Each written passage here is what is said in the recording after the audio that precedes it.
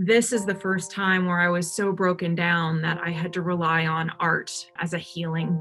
This is a way to get our emotions out, to tell our story visually, to capture the nuance of emotion when words aren't sufficient.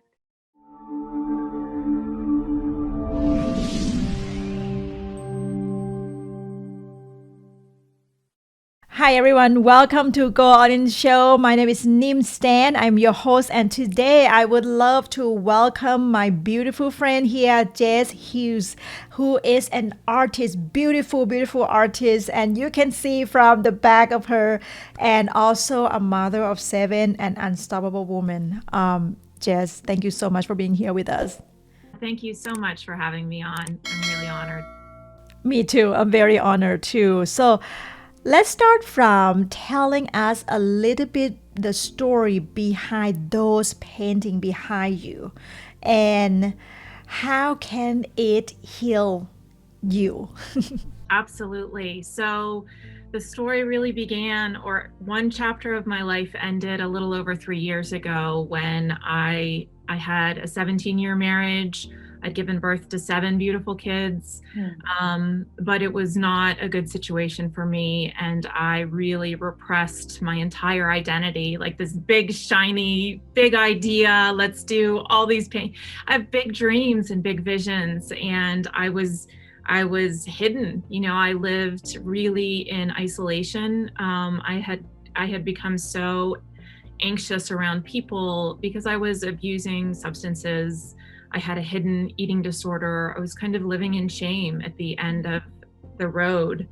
And it was really my rock bottom was January 31st of 2018. So I went off to rehab, and I had not been painting for years. Even though I've had 3 prior art companies, I was just shut down completely as a human being, emotionally shut down. Physically, I had all sorts of illnesses that went away once I changed my entire life. So in order for me to stay clean and sober, I had to really look hard at my life and go all in to change everything. So I left the marriage. I charted out on my own, rented a little house. I share my kids 50-50. Every other week I have 4 of my kids with me. 3 of them are in college. 2 are about to graduate, so they're actually about to go off in the world. And I really recovered that first year, and I worked part-time the second year, and then COVID hit. And I had just leased this building, which is right next to my house, and thought I was going to teach art classes. But, the lockdown came, and that idea had to go right out the window. And I really reached a point where I'd done all the, a lot of work to heal, therapy, recovery groups, lots more therapy, stint at another treatment place for the eating disorder, just all in to recover. But that lockdown really put me face to face with, like it did for all of us, what is it like to sit alone with these feelings? Like, what are our dreams? What else is missing from my life? And I remember a point where I was really had a bad day early on. And I remember looking in that mirror and wanting to have a drink. And I looked in and I tried to look all the way through my eyes to my soul. And I kind of locked eyes there. And it was either, go one way or get the courage to just dig even deeper. And that was a huge pivot point for me. And that's when I started journaling and painting over. These are old journal entries, and you can see kind of the writing peeking through. Because my whole life, like perfectionism and people pleasing and how I looked and how my art was, that it was marketable, it was so important to me that it crippled me inside. And this is the first time where I was so broken down that I had to rely on art as a healing. And I had taught that prior. My last company did a program for the Children's Hospital of Pittsburgh on the oncology unit, working with kids to do that, just that. This is a way to get our emotions out, to tell our story visually, to capture the nuance of emotion when words aren't sufficient. And so I really took all that pressure off and said, I'm going to create for myself. I really just need to not care about selling, not care about what anybody else thinks, and just do this for me to reduce anxiety and just move through a lot of the trauma that I had to overcome to get through to the other side.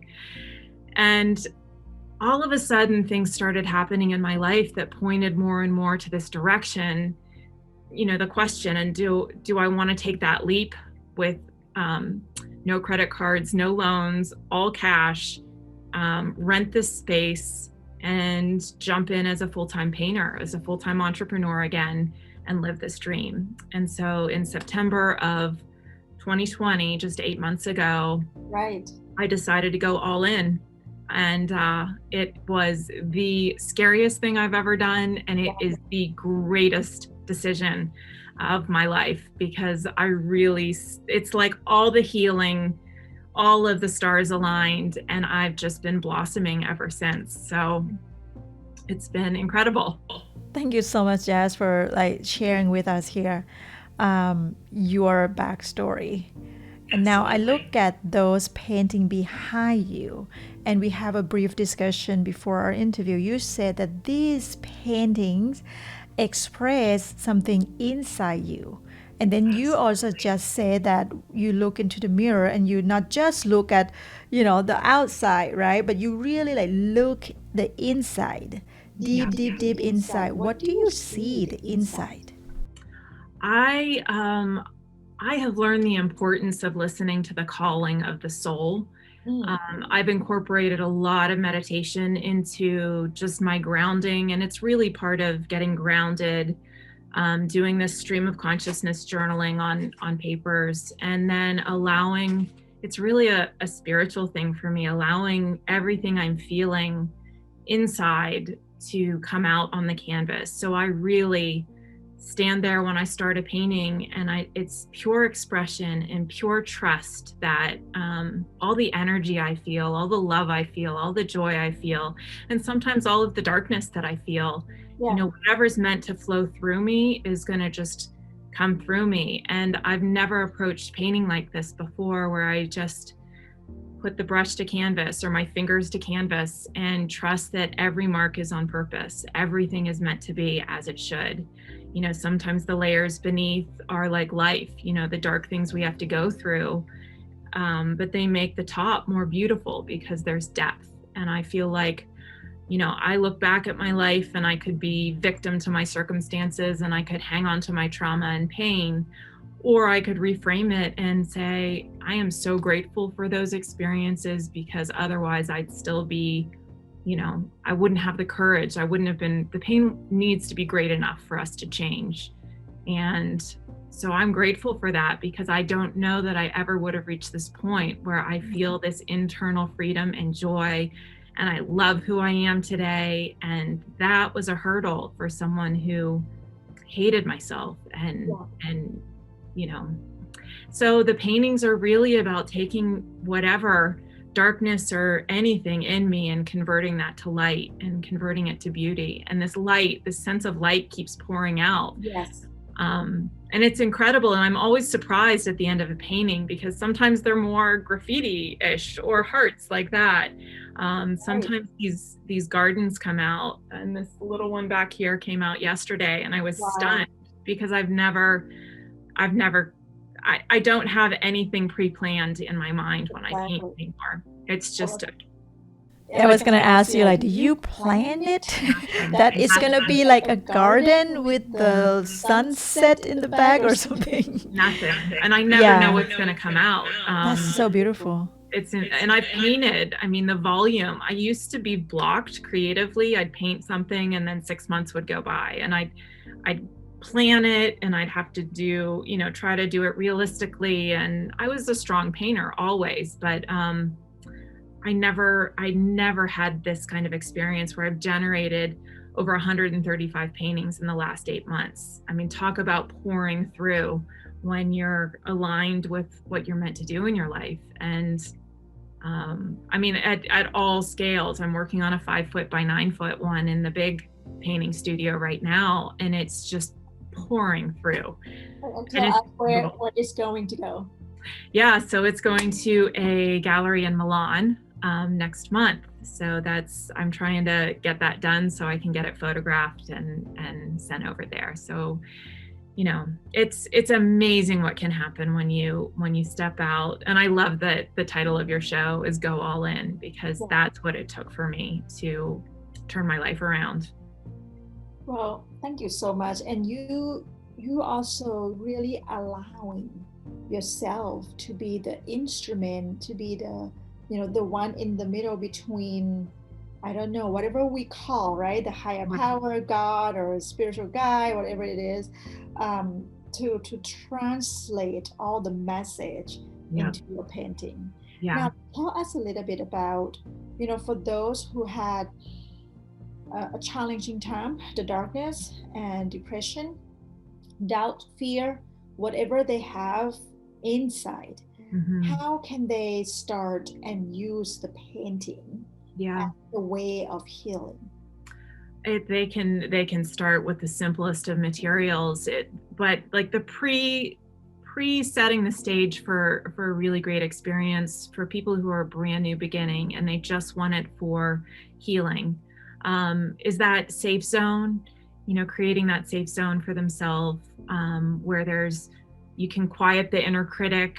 I really believe there's no right or wrong way to create art. It's just expression. It's this visual expression.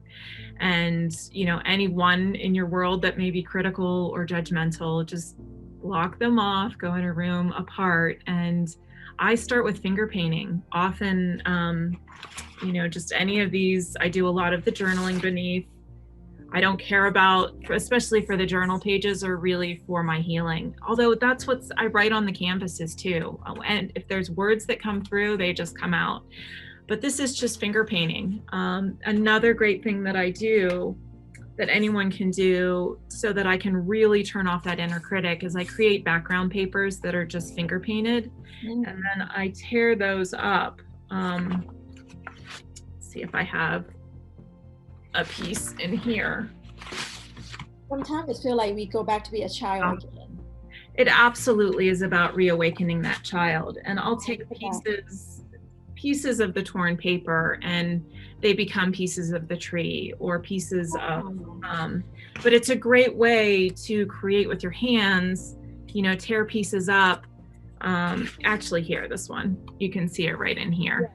And then I actually will use tissue paper as a way, people may be intimidated by color, and it's a great way to experiment with color, mixing yellow tissue paper with pink tissue paper, and you get that little bit of orange in there. It's a very non-intimidating, actually, there's a section right here that's just tissue paper. So it's allowing yourself to play like a child. With the finger painting and all of my paintings, I will take, let's see if I have anything. I'll take credit cards that are old and scrape back into them. I'll take skewers, scrape back into the paint. It's really allowing yourself the permission to express yourself in a way where all the senses come alive. There's nothing more magical to a kindergartner than mixing red and white and you get pink.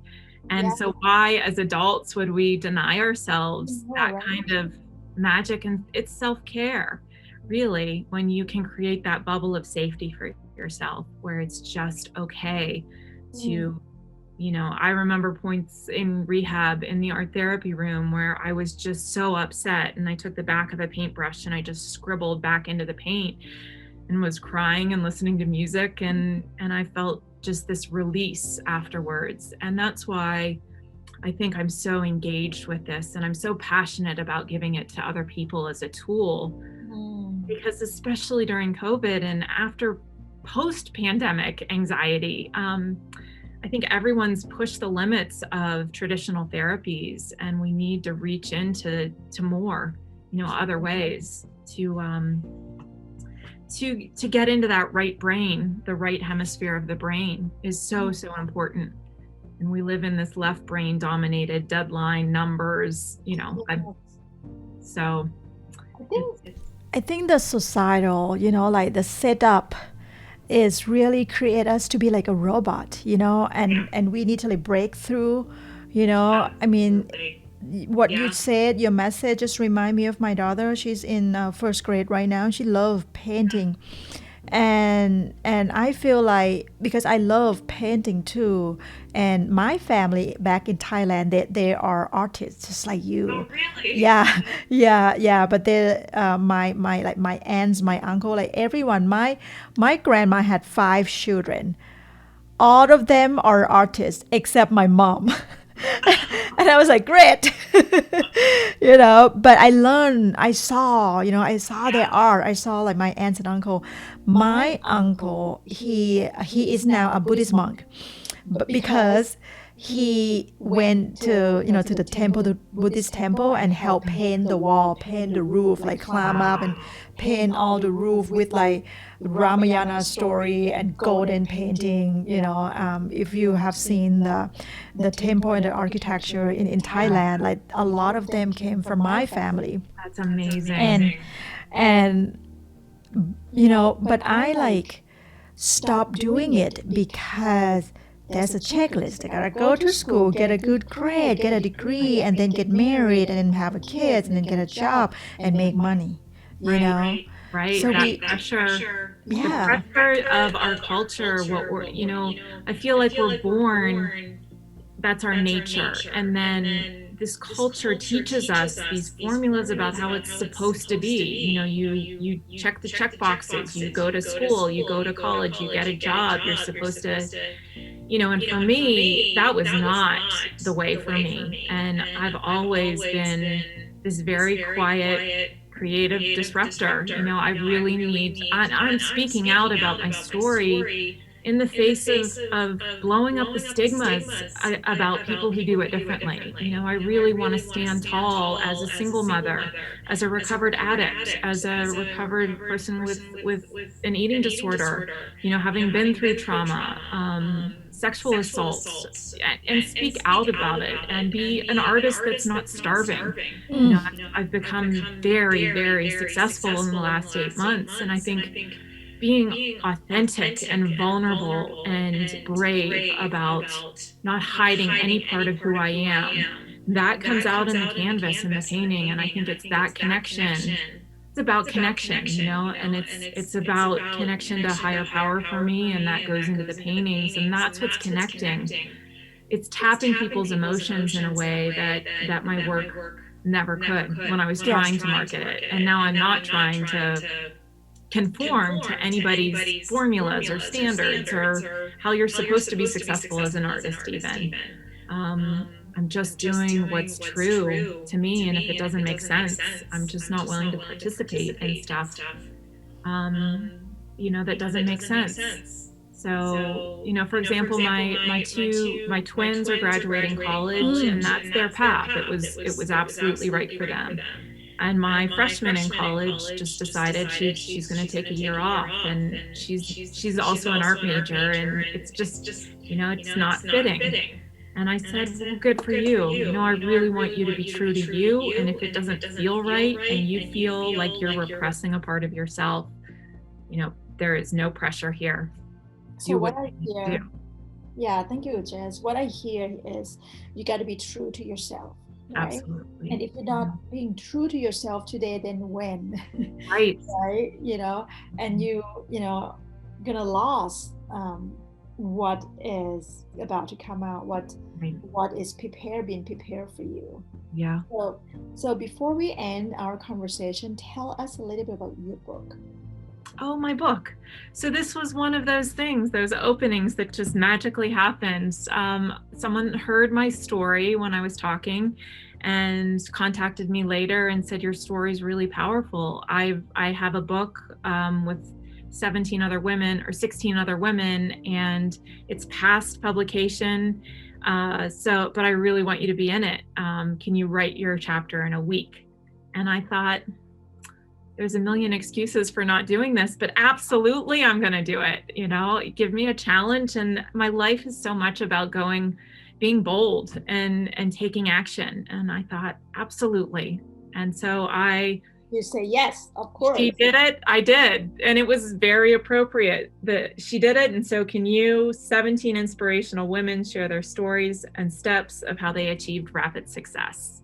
So it was published in February. It hit the international bestseller list in 3 countries. It's just, and now I'm an author too. So it's amazing what can happen when we put ourselves out there in a way that is so true to ourselves. Well, Jess, you are an example of living your legacy, example of being unstoppable woman, and an example of stay true to yourself and going all in. Thank you so much for being here with us and spending time for our show. Thank you. Absolutely. It's been so much. It's really been great to sit here and talk with you. So thank you for the opportunity. Well, we're looking forward to invite you to come back to our show again. Thank you so much. Thank you.